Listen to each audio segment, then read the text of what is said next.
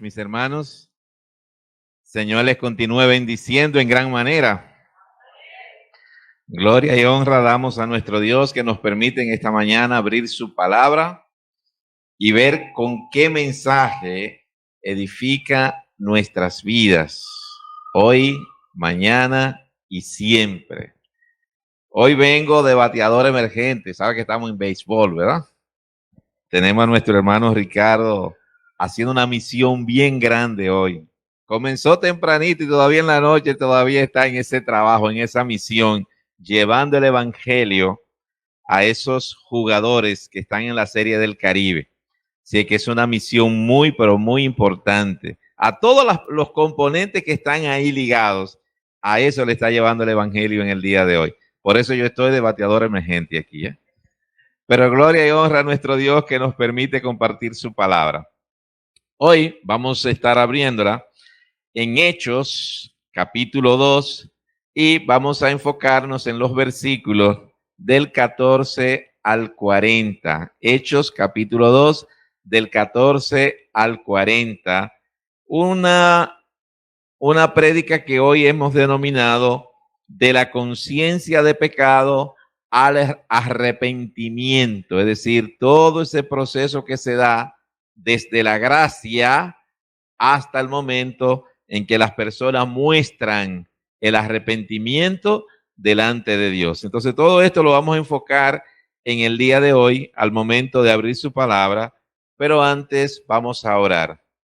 Buen Dios y Padre nuestro, te damos gracias, infinitas gracias te damos, Señor, porque tú nos permites un día más de vida en salud, en amor, en protección, en cuidado y en todas las bendiciones que tú tienes para cada uno de nosotros.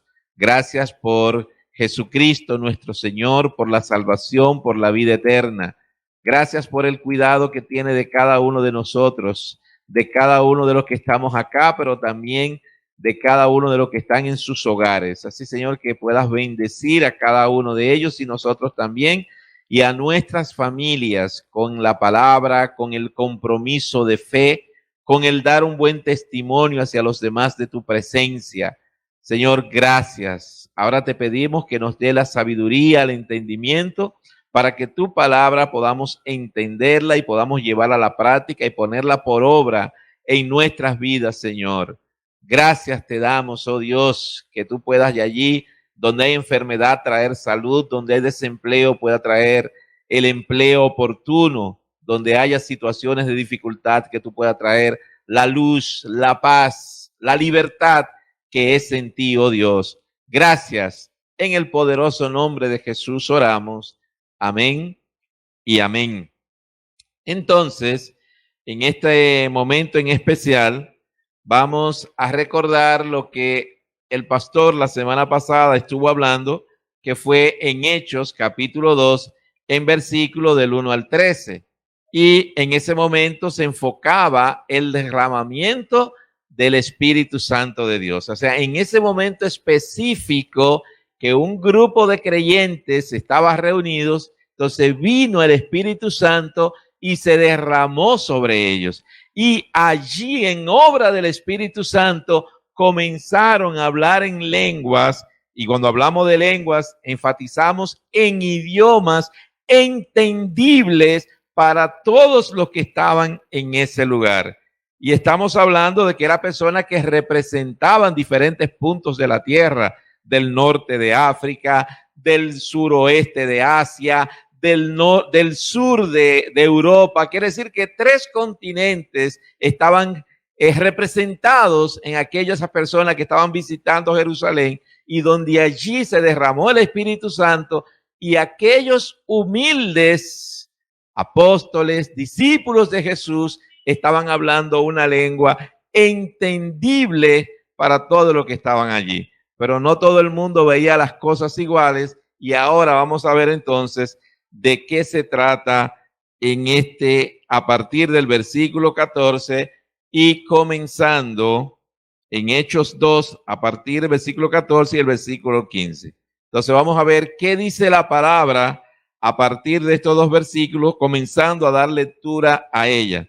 Dice la palabra: entonces Pedro, poniéndose en pie con los 11, alzó la voz y les habló diciendo: varones judíos y todos los que habitan en Jerusalén, que esto les sea notorio y oigan mis palabras, porque estos que están aquí no están ebrios como ustedes están suponiendo, pues apenas es las 9 de la mañana. Wow, tremendo. Bien tempranito en la mañana, allí comenzó Pedro a hablar. Y usted dirá, ven acá, ¿y por qué Pedro?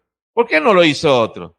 Sin embargo, vamos al contexto en que Pedro comienza a hablar y dice que Pedro comienza a hablar, pero en pie los 11. Quiere decir que Pedro representaba en ese momento la voz que dirigía al grupo, pero estaba hablando lo que el Espíritu Santo le había inspirado para dirigirse a todo aquel grupo que se encontraba en ese momento. Quiere decir que Pedro vino a ser el líder que Dios había escogido en ese momento para dirigirse a la población que tenía delante. Recuerde que tiene un grupo de creyentes, pero también tiene a un grupo de visitantes. Y él les dice, varones judíos, mire que primero se dirige a los judíos que están presentes ahí y a todos aquellos que habitan en Jerusalén.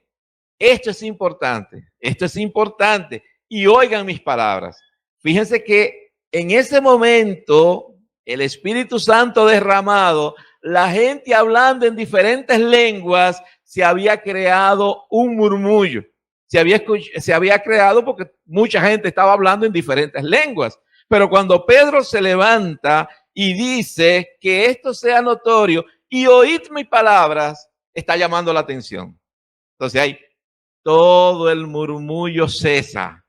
Ahí comienza entonces todo el mundo a prestar atención. No fue que todo el mundo siguió hablando y en medio de la bulla Pedro comenzó a levantar la voz por encima de todo lo que estaban hablando, sino que la voz de Pedro en ese momento era la única que se escuchaba.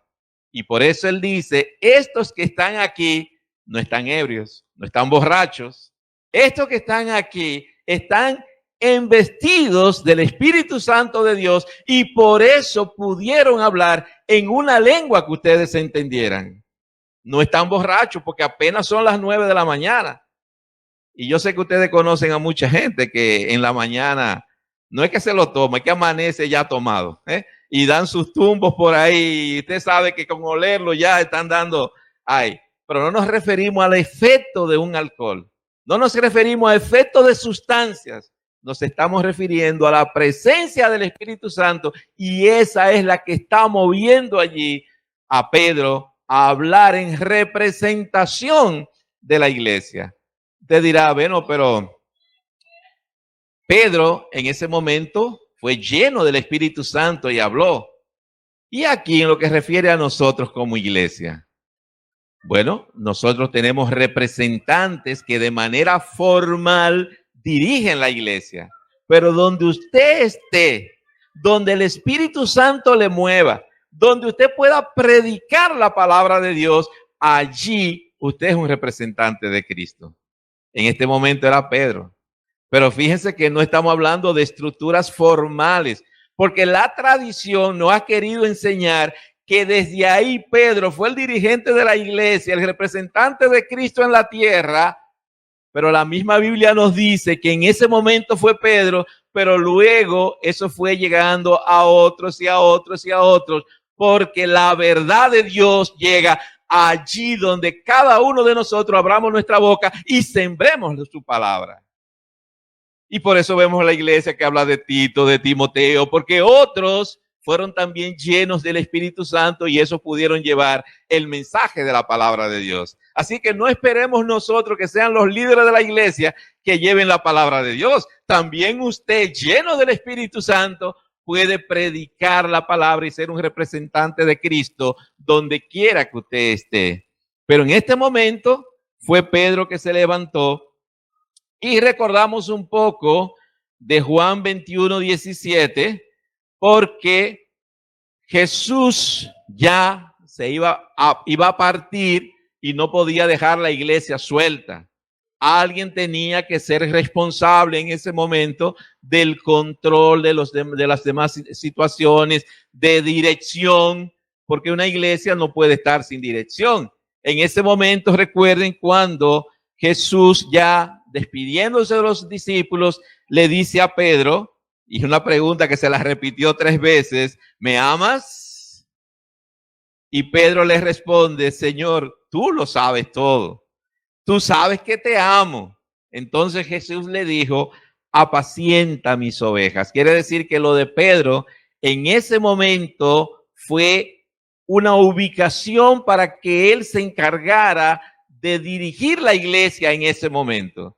Pero no por esto significa que Pedro iba a ser el representante y único representante de Dios sobre la tierra. No, de ninguna manera. Donde está Cristo, donde está el Espíritu Santo de Dios, usted es un representante de Dios en la tierra. Lógico que cuidando nuestro testimonio, cuidando lo que decimos y siendo obediente a la palabra de Dios, y Dios mismo entonces será que a través de su Santo Espíritu nos moverá a decir lo que tendremos que decir en ese momento. Entonces, sabemos que Pedro se levantó en representación de la iglesia en ese momento. 12 discípulos y Pedro es la voz cantante en ese momento. Más adelante nos vamos a dar cuenta que la voz pasa de Pedro a Pablo, pero ya eso lo veremos un poco más en el estudio del libro de los Hechos. Ahora Pedro toma la palabra y trae a colación una cita del libro del profeta Joel, capítulo 2, en los versículos del 28 al 29. Fíjense cómo Pedro, lleno del Espíritu Santo, se dirige al público en ese momento. Pero él no está diciendo solo lo que él tiene que decir. También se apoya en la palabra para lo que va a decir. Y miren cómo dice Pedro, recordando la profecía de Joel, que en ese momento llegó a decir, y después de esto, derramaré mi espíritu sobre toda carne y profetizarán vuestros hijos y vuestras hijas, vuestros ancianos soñarán sueños y vuestros jóvenes verán visiones. Y también los siervos y sobre las siervas derramaré mi espíritu en aquellos días. A mí me llama la atención este texto porque muchas veces queremos decir que la Biblia es machista. Miren, la Biblia tiene lenguaje inclusivo también. Miren cómo dice, vuestros hijos y vuestras hijas, vuestros siervos y sobre las siervas. Para que no diga que la Biblia es machista, mírenla ahí, un lenguaje inclusivo. Pero nos llama la atención que lo que profetiza Joel comienza a darse por cumplido en ese momento. Antes, el Espíritu Santo de Dios venía sobre un profeta y éste les decía al pueblo la situación en que estaban, cómo Dios los veía y qué tenían que hacer para cambiar su actitud frente a Dios y frente a los demás, porque lo que estaban haciendo no era agradable delante de Dios. Y de ahí surgieron las profecías para cumplirse en un tiempo cercano o para cumplirse en un tiempo lejano. Entonces Pedro toma esta profecía y comienza ya a decir lo que iba a ocurrir, pero recuérdense que todo esto se va a cumplir con la presencia del Espíritu Santo. No es que yo quiera venir aquí a profetizar, no es que yo quiera aquí a mostrar mis sueños o a mostrar mis visiones, porque yo puedo soñar cualquier tontería. Yo puedo creerme cualquier cosa que llegó a mi mente.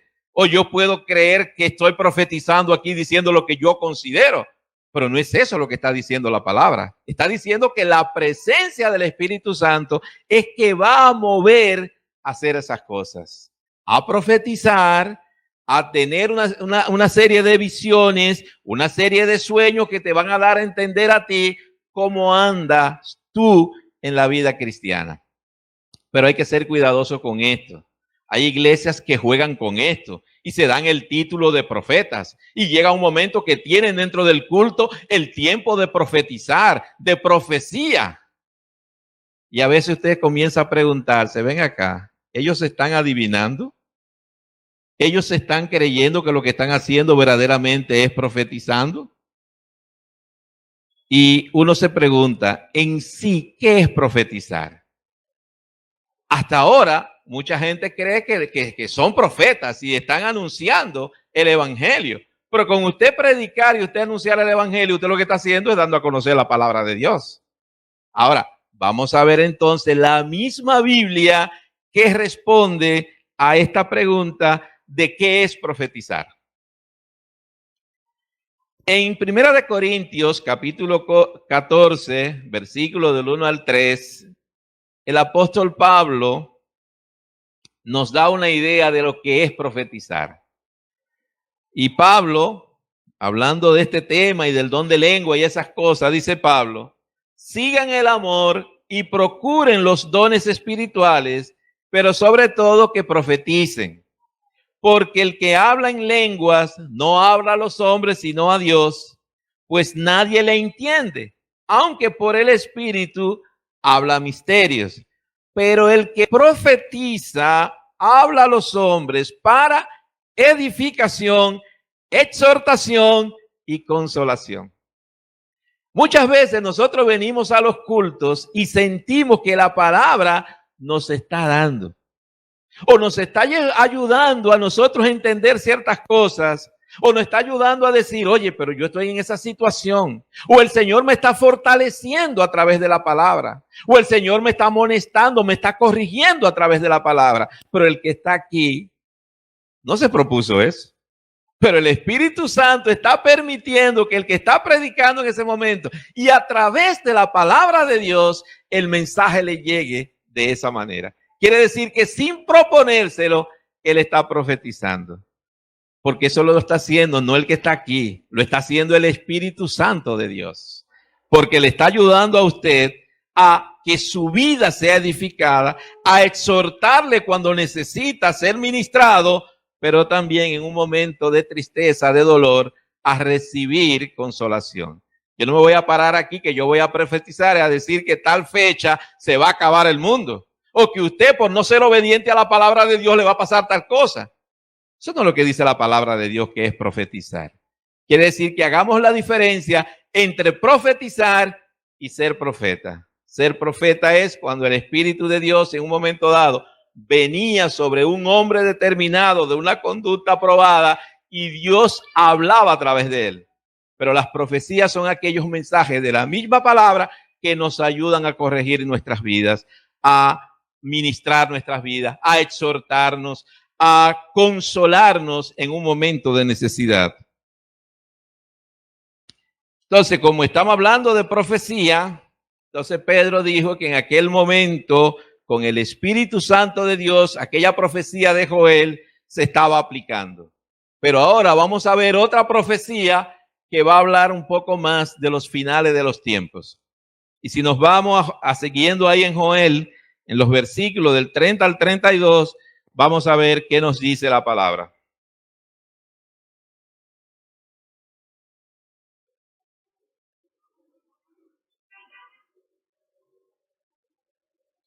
Y daré prodigios en el cielo y en la tierra, sangre y fuego y columnas de humo. El sol se convertirá en tinieblas y la luna en sangre antes que venga el día grande y espantoso de Jehová. Y todo aquel que invocar el nombre de Jehová será salvo, porque en el monte de Sión y en Jerusalén habrá salvación, como ha dicho Jehová, y entre el remanente al cual él habrá llamado. Ya el pueblo de Israel había visto en su momento sangre. Acuérdense que una de las plagas en Egipto tenía que ver con sangre. Cuando iban de viaje a Canaán, en un momento dado tenían columnas de humo, columnas de fuego, aquel que lo iluminaba en el día. Quiere decir que ellos habían visto algún tipo de señales, pero estas más se están refiriendo al final de los tiempos, es decir, a tiempos apocalípticos, a tiempos donde verdaderamente todo este sistema de cosas será destruido para que se cumpla la creación de un cielo nuevo y una tierra nueva que Apocalipsis anuncia en el capítulo 21. Por eso dice que el sol se convertirá en tinieblas, la luna en sangre, antes que venga el día grande y espantoso de Jehová. Desde el Antiguo Testamento se está hablando de la ira de Dios. Pero Dios en su gracia le ha dado la oportunidad a la humanidad de entender su evangelio. Muchas veces nosotros duros de corazón no le hacemos mucho caso, seguimos con nuestras vidas, pero sabremos que a pesar de la gracia, a pesar de que tenemos la oportunidad de la salvación y la vida eterna, tarde o temprano la ira de Dios se va a derramar. Y el Apocalipsis lo anuncia bien claro en ese momento en que se produzca. Y en el contexto que estamos hablando aquí, este mensaje va directamente al pueblo de Israel cuando dice, y todo aquel que invocar el nombre de Jehová será salvo. En medio de la tribulación, recuérdese que antes de la tribulación, ya la iglesia, el cuerpo de Cristo, ha sido levantado. Pero aquellos judíos que no creyeron en Cristo ni han creído en Jesucristo, entonces esos van a pasar por ese tiempo de tribulación. Pero allí, en medio de la tribulación, el que invocar el nombre de Jehová será salvo. Y nosotros podemos decir que hoy día estamos llamados nosotros a invocar el nombre de Dios.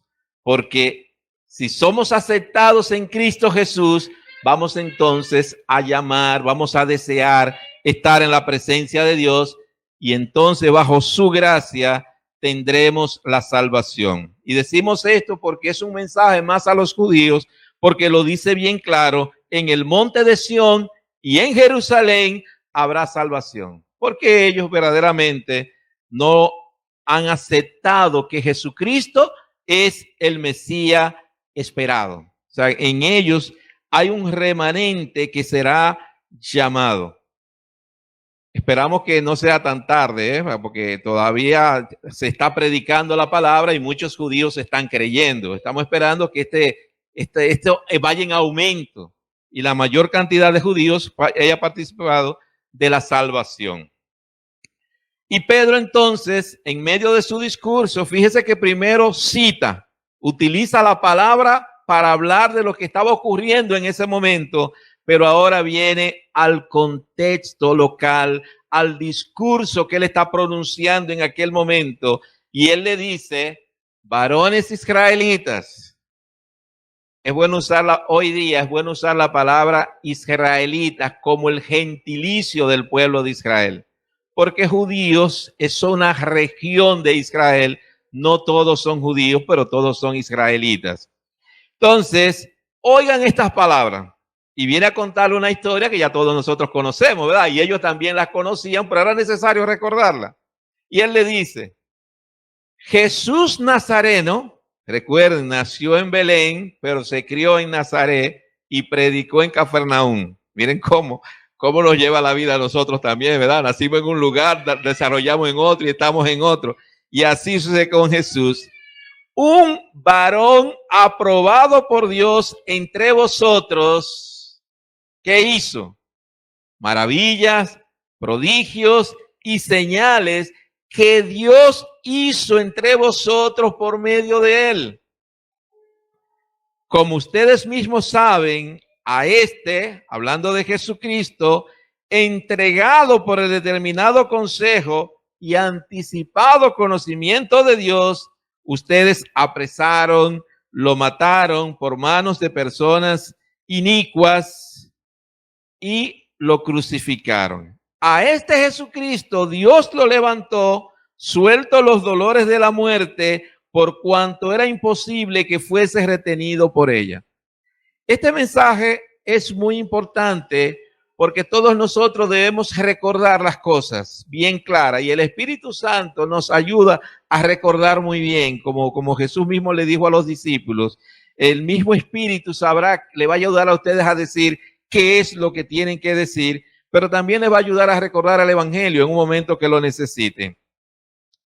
Lo número uno es que Jesús es un varón aprobado por Dios. Quiere decir que lo que Jesús estaba haciendo, lo que hizo, era Dios mismo actuando a través de él. Y por lo tanto pudo hacer todas aquellas maravillas, aquellas curaciones, el resucitar los muertos, enderezar paralíticos, dar la vista a los ciegos, poner a hablar a los mudos, sanar enfermedades de todo tipo. O sea, todas aquellas maravillas que Jesús hizo, aquellos prodigios y aquellas señales, como también el control decíamos el miércoles aquí en el estudio bíblico, el control sobre la naturaleza, el control sobre las enfermedades, incluso el control sobre la muerte, porque él mismo venció la muerte. Lo decíamos aquí en el estudio del miércoles. Es bueno que vengan, por eso es importante que vengan.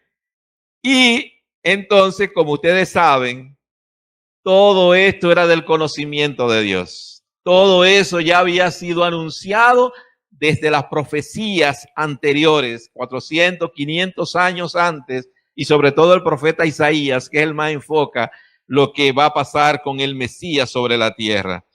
Entonces, ese mismo Dios, teniendo control sobre todo esto, entonces sabía que ustedes lo iban a apresar, que ustedes lo iban a matar, que ustedes lo iban a crucificar, pero él entonces lo iba a levantar. Y mire, y esa es la esperanza más grande de la vida cristiana, que Jesús no solamente vivió sobre la tierra, hizo todos estos prodigios y señales, sino también que él mismo pudo levantarse de los muertos. Dice que él, ahí no fue que lo mataron y lo crucificaron, no, fue que él entregó su vida y luego del tercer día, él mismo la recobró. O sea, es Dios mismo que está actuando aquí en carne humana para que sucediera todo esto con Jesús, porque, dice el final del versículo 24, la misma muerte era imposible que retuviera a Jesús en la tumba. Y por eso se levantó. Quiere decir que él triunfó en la vida sobre la naturaleza, sobre las enfermedades, sobre las situaciones que había, y ahora se levanta vencedor de la muerte. Y si Jesús hizo eso en aquel tiempo, entonces nos está animando que si permanecemos fieles a él, entonces también nosotros seremos levantados en el tiempo de él, ¿verdad? En el tiempo que él lo considera. Ya no es un dominio de nosotros, ya eso no está en nosotros, está en la gracia de Dios, en el poder de Dios está todo aquello, pero esa es la promesa, la salvación y la vida eterna en Cristo Jesús. Y por eso el mismo Pablo, recordando ahora esta profecía, ya ahora utiliza el Salmo 16. Fíjense que él está tomando la palabra de Dios para apoyar lo que está diciendo en ese momento. Y tomando el Salmo 16, versículo del 8 al 11, dice David, en una profecía tremenda esta que David escribe, a Jehová he puesto siempre delante de mí, porque está a mi diestra, no seré conmovido. Se alegró por tanto mi corazón y se gozó mi alma. Mi carne también reposará confiadamente, porque no dejarás mi alma en el Seol, ni permitirás que tu santo vea corrupción. Me mostrarás la senda de la vida, en tu presencia hay plenitud de gozo, delicias a tu diestra para siempre. David no estaba hablando de él. David estaba hablando de Jesucristo. Fíjense cómo David, el rey por excelencia del pueblo judío, el ejemplo más grande de hombre sobre la tierra, David estaba profetizando y estaba hablando de Jesús en ese momento.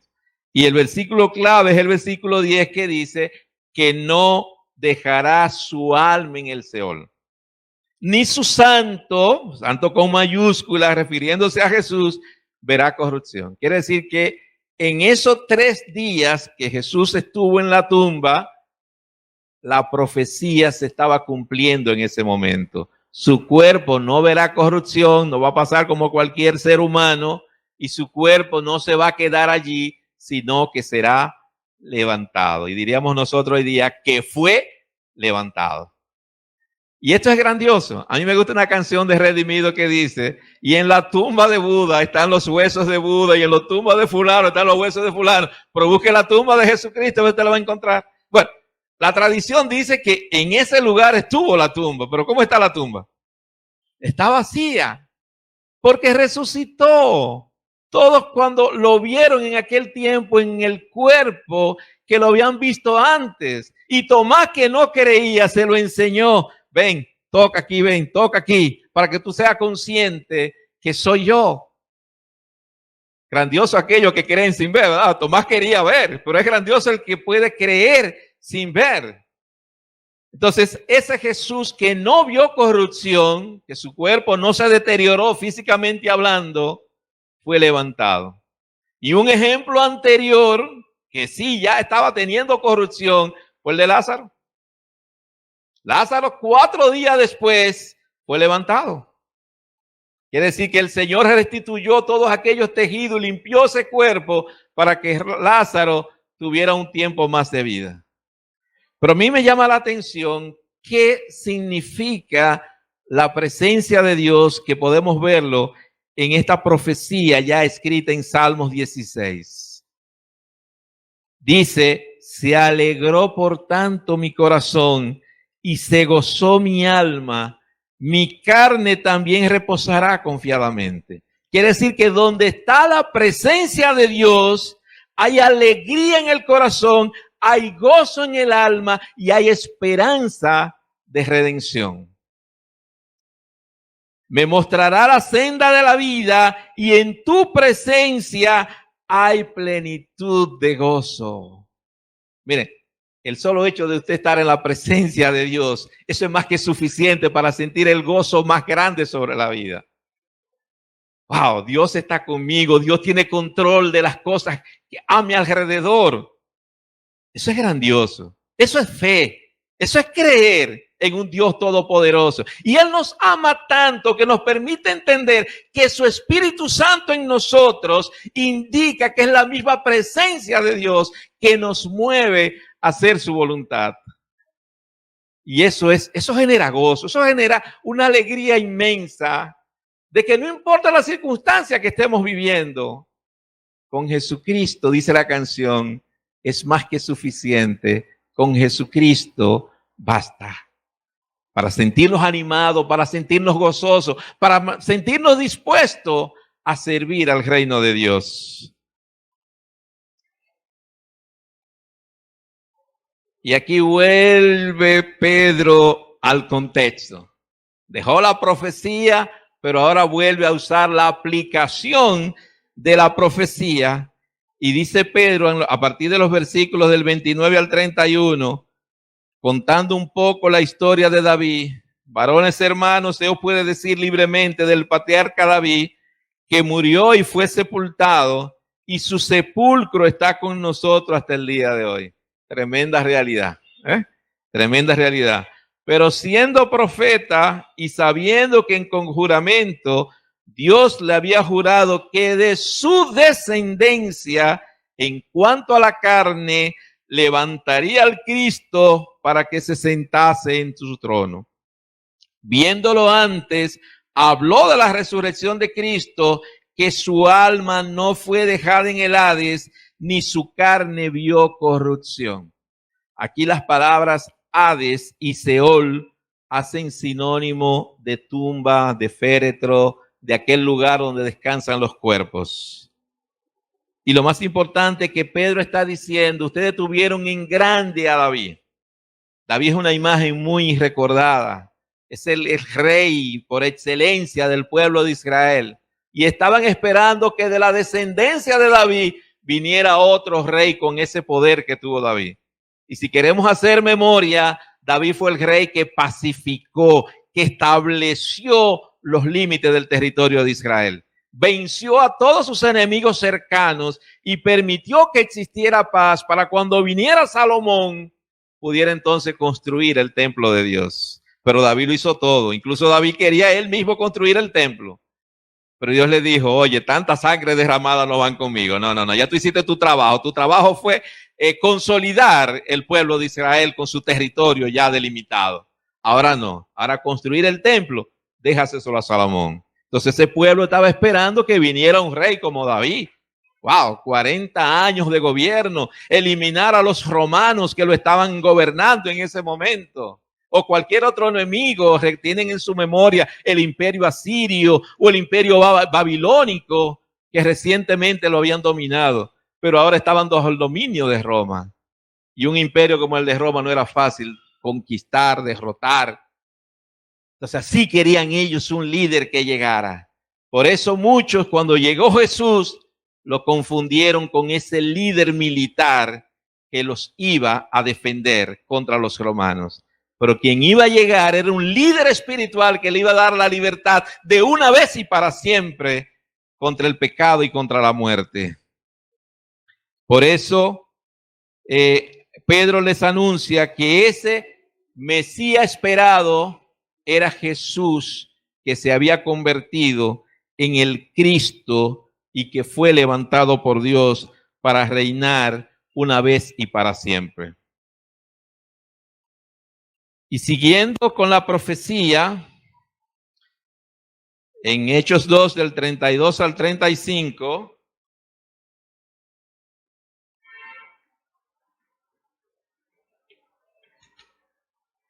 Pedro dice, a este Jesús resucitó Dios, de lo cual todos nosotros somos testigos. Todo el que estaba ahí en Jerusalén fue testigo de eso. O sea, sabían que crucificaron a Jesús y también ellos fueron testigos de su resurrección.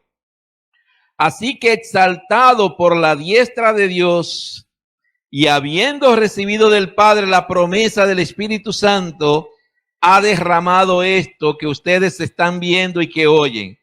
Porque David no subió a los cielos, pero él mismo dice, en el Salmo 110, versículo 1, dijo el Señor a mi Señor, siéntate a mi diestra hasta que ponga a tus enemigos por estrado de tus pies. Cuando David era rey, él era el Señor de Israel. Pero ahora, dice David, dijo el Señor a mi Señor. Quiere decir que David reconocía que había uno más grande que él. Y a ese Señor se está refiriendo él como Jesucristo. Y todos somos testigos de que Jesús entonces fue levantado, ascendió a los cielos. Y como dice ahí el versículo 33, exaltado por la diestra de Dios. Y esto es bueno analizarlo un poquito. ¿Qué es la diestra de Dios? En Jesús tenemos plena conciencia de que fue hombre. Por lo tanto, ocupa un espacio físico. Pero de Dios sabemos que es espíritu con poder. Entonces, ¿qué es la diestra de Dios? ¿Es que vamos a poner a Dios en el centro y a Jesús a la derecha? ¿Será eso? Para muchos estudiosos de la palabra no es eso lo que significa.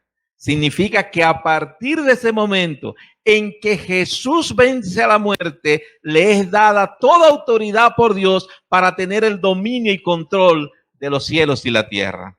Quiere decir que a partir de ese momento Jesús comienza a reinar con autoridad de Dios. Es un Dios que estableció su reino sobre la tierra, pero ahora desde los cielos se consolida sobre los ángeles y también se consolida sobre los hombres y las mujeres, lógicamente, ¿no? Quiere decir que confiar plenamente a Jesús porque Él está en un lugar privilegiado y desde allí tiene dominio y control de cada uno de nosotros. Y esa es la esperanza más grande, y ese es el hecho más grande, de que tenemos uno que conoce nuestras debilidades y aboga por cada uno de nosotros. Decía un estudioso, el que no cree, su vida queda allí en la tumba. Lógicamente que el espíritu que le dio vida va a Dios. Pero el Espíritu que da vida eterna, ese no está ahí. Diferente a un creyente, que el Espíritu que le dio la vida eterna, inmediatamente va a Dios. Y por eso se dice que alguien va desde la muerte a la presencia de Dios. Pero no todos van a la presencia de Dios. Porque a veces nos creemos que fulano murió, ya fulano está en la presencia de Dios. Si no era creyente, el Espíritu que le dio vida, sí volvió a Dios. Pero si es un creyente, es el Espíritu que le dio la vida eterna, ese sí volvió a Dios. Para que hagamos la diferencia y no nos equivoquemos. David no subió a los cielos en ese momento, pero habló de Jesús, de que sí Jesús establecía su reino en la tierra. Y lógicamente lo establecía en los cielos y desde ahí para establecerlo en la tierra de manera definitiva. Y lógicamente para que sea de manera definitiva hay que esperar entonces ya a la segunda venida de Cristo, a la destrucción de la muerte definitivamente del enemigo y establecer entonces una tierra nueva. Y ya para terminar tenemos entonces los versículos del 36 al 40 que Pedro está terminando su discurso y le dice que sepa pues ciertísimamente toda la casa de Israel que a este Jesús a quien ustedes crucificaron, Dios le ha hecho Señor y Cristo. Al oír esto, se compungieron de corazón y dijeron a Pedro y a los otros apóstoles, fíjense que no es solamente Pedro, no es solamente Pedro, Pedro y los otros apóstoles. Varones hermanos, ¿y qué haremos? Pedro les dijo, arrepiéntanse, bautícense cada uno de ustedes en el nombre de Jesucristo para perdón de los pecados y recibirán el don del Espíritu Santo, porque a ustedes es la promesa y para sus hijos y para todos los que están lejos, para cuanto el Señor nuestro Dios llamare. Y con otras muchas palabras testificaba y les exhortaba diciendo, sed salvo de esta perversa generación. Fíjense que Pedro se está dirigiendo a la gente que en ese momento estaba cerca, pero mucho más al pueblo de Israel que estaba allí junto. Y lo más importante que nos da este versículo 36 es que Dios lo hizo Señor y Cristo. Si le hizo Señor, significa que era que tenía la potestad, tenía la autoridad para gobernar. Y si le hizo Cristo, significa que era el Mesías esperado, el Salvador esperado por el pueblo de Israel. Y todo eso se lo había dado Dios porque Cristo como hombre fue obediente a la voluntad de Dios. Y aquí nos llama mucho la atención, a partir del versículo 37, todos estos recuerdos, todos estos mensajes, qué efecto tuvieron sobre la gente. Y dice que se compungieron de corazón. El mensaje le llegó tan hondo, la reflexión le llegó tan hondo, que les llamó a ellos a preguntar, ¿qué haremos? Cristo, ya sabemos que lo vimos entre nosotros, dirían ellos, ¿verdad? Lo vimos hacer prodigios y milagros. Sabíamos que era Dios mismo hecho hombre y que lo que nos estaba mostrando eran los valores del reino, sobre todo la redención, la restauración de la creación, pero en el amor y en el perdón, trayendo el evangelio de salvación y vida eterna. Y cuando este mensaje llega a ti, tú no te puedes quedar simplemente sin hacer nada. Tú no puedes llegar allí, recibir el evangelio y tú quedaste indiferente delante de la verdad de Cristo. Y por eso ellos se preguntaron, ¿qué haremos? Y ahora nosotros que estamos aquí en la iglesia, que estamos escuchando estas palabras del evangelio de Jesús, la pregunta más importante es, ¿qué haré yo a partir de este momento? ¿Voy a seguir mi vida natural como la he tenido a este momento? ¿O voy a entender que Dios me ama con un amor tan grande, que tiene especial cuidado de mí, que quiere darme el regalo más grande, que es la salvación y la vida eterna? Si sigo como voy, simplemente abonaré la tierra con mi cuerpo en corrupción. Pero si acepto a Cristo como mi Salvador personal, entonces puedo vivir en los lugares celestiales. Puedo tener el premio más grande. Dios quiere salvar tu vida. Dios quiere salvar tu alma. Dios quiere tenerte cerca. Dios quiere que sienta el gozo de su presencia. Pero no podemos quedarnos indiferentes a su palabra. Por eso aquellos hermanos allí en aquel lugar le preguntaron a Pedro y a los demás discípulos, ¿qué haremos? Y uno se pregunta, ¿qué es lo que yo voy a hacer? Mira, lo primero que usted tiene que entender, que está bajo la gracia de Dios, bajo el amor de Dios. Para eso envió a su Hijo, para que entendamos estas verdades.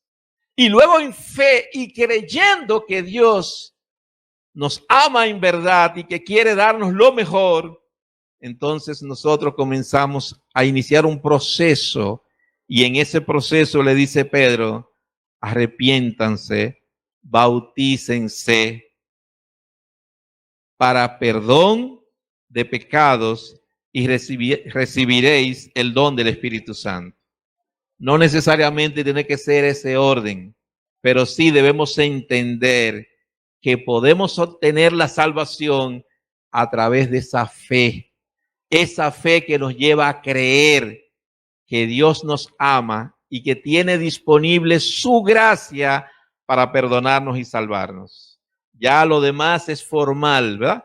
Ya todo lo demás es formal. Hacemos una confesión de fe, venimos a la iglesia, públicamente nos bautizamos, porque le estamos mostrando a los hermanos que nosotros estamos verdaderamente queriendo recibir ese regalo de salvación y vida eterna.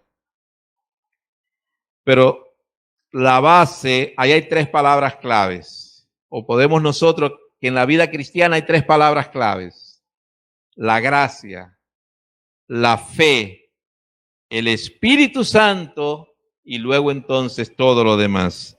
No creamos nosotros, y eso lo explicó nuestro hermano Ricardo el domingo pasado. No es que aquí nos vamos a llenar con tambores, con música, con alegría, y ahí se va a derramar el Espíritu Santo nueva vez. El Espíritu Santo te mueve y ya está en ti desde que tú crees. De que aceptas a Jesús como tu Salvador personal, ya está en ti. Pero fíjense cómo dice Pedro en ese momento, que esa promesa es para ellos y sus hijos, pero también dice para todos los que están lejos, para todo lo que el Señor llamare. Entonces ellos en ese momento estaban testificando y exhortando que era necesario ser salvo de esa perversa generación. Y si aquella generación era perversa en aquel tiempo, ¿qué podemos decir nosotros de la que tenemos hoy día? No cambian los tiempos, sigue siendo una generación perversa. Y de esa generación perversa sobre la que va a caer la ira de Dios, entonces el creer, el acudir a la gracia, el ser bendecido por Dios en el Espíritu Santo, entonces nos salva de esa perversa generación. Así es que para terminar ya, y con esto aquí, con estos momentos de aplicación, como una especie de resumen, podemos decir que lo primero que existe es la gracia. Dios te ama, Dios te quiere salvar, Dios tiene un especial cuidado de ti. Pero una cosa es ser creyente y otra cosa ser no creyente. Hay bendiciones que son para todos. El sol sale para todos, la lluvia cae para todos, el agua que tenemos es para todos. Pero hay otras bendiciones que son especiales para los creyentes. Y es por eso que vino el Mesías sobre la tierra. Y ahí nos despierta en nosotros la fe, el creerle a Dios. Y si ustedes ven todos los milagros que Jesús hizo, la fe era el componente principal. ¿Crees? ¿Crees esto? Tu fe te ha salvado. La fe era el elemento principal. Luego entonces, con la fe, nos llega a nosotros la conciencia de pecado, somos pecadores. Entonces ahí nos surge la necesidad de arrepentirnos, de convertirnos, de volvernos hacia Dios. Y ahí entonces viene lo que es el perdón de pecados. Y nosotros de manera entonces formal nos bautizamos, damos un buen testimonio de vida o tratamos, pero mientras mayor es la presencia del Espíritu Santo en usted y mientras más hace la voluntad de Dios, es más palpable a los demás. Usted puede manifestar más, hacer un buen testimonio de vida frente a otros. Y lógicamente que con esta fe, no es una fe pasiva, es una fe activa, entonces usted obra y muestra, por así decirlo, el fruto del Espíritu Santo en su vida. Hermanos, quedémonos con esta pregunta. Delante de un Dios que nos ama, ¿qué haremos? ¿Nos quedaremos indiferentes o vamos a dar el paso necesario, el paso de fe que implica aceptar a Jesucristo como nuestro único y salvador personal?